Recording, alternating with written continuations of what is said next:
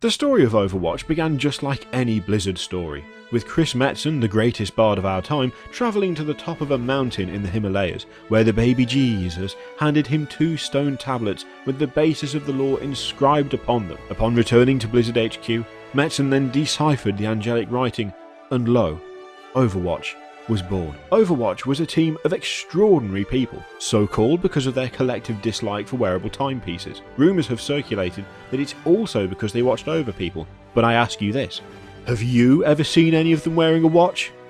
Didn't think so. Overwatch has 4 main characters. A chimp, Doctor Who's Cockney cousin, Samantha Fisher of Tom Clancy's Splinter Cell fame, and an edgelord who's watched far too much anime.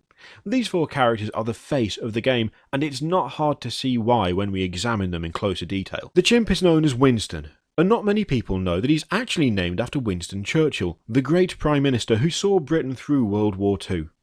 It's widely believed that he's named after Churchill for both his tactical prowess, the fact that both of them like to walk around using their knuckles as extra feet, and of course because Winston Churchill too was hung like an ape. That doesn't sound right, are you sure about that?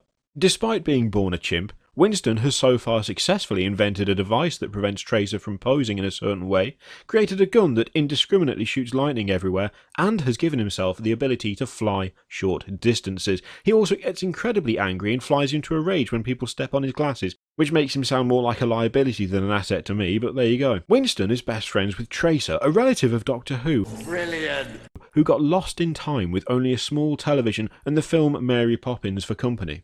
Watching it on repeat for centuries at a time had a serious impact on her mental health, and she is now stuck with the terrible affliction of having a dreadful accent for the rest of her life. Don't worry, loves.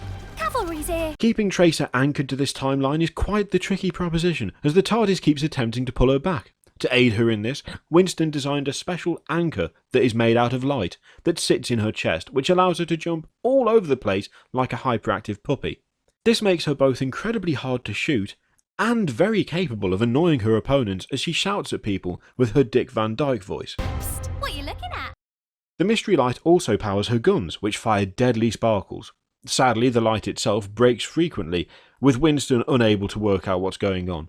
Then again, we should cut him some slack. He's a chimp. Samantha Fisher of Tom Clancy's Splinter Cell Rainbow Six Blacklist Shield Siege 9 fame, or Widowmaker for short, is an inexplicably bluish-purple French woman who is afraid of spiders. When I was a girl, I had a fear of spiders. Apparently, she's not afraid of spiders anymore. When I was a girl, I had a fear of spiders. No shit.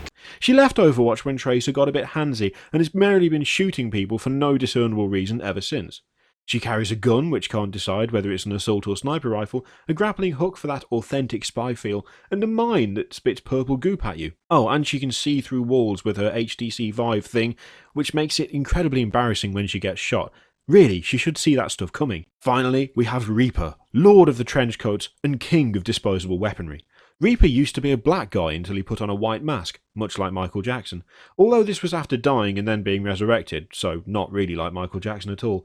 Sadly, he was resurrected as a cliché-loving edgelord with a littering problem and an unhealthy addiction to leatherwear and Japanese animations.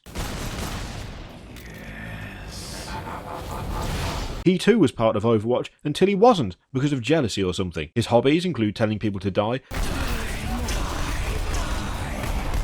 complaining when people don't die, and talking about death.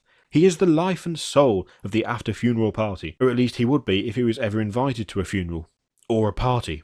Which, given that he likes to cosplay as death when he goes to special occasions instead of wearing a damn suit like everyone else, he isn't. And there you have it, the complete backstory to Overwatch and all of its characters. Join me next time as we take a look at the game adaptation of the seminal romance novel War and Peace. Oh yeah, and there are some other characters in Overwatch as well.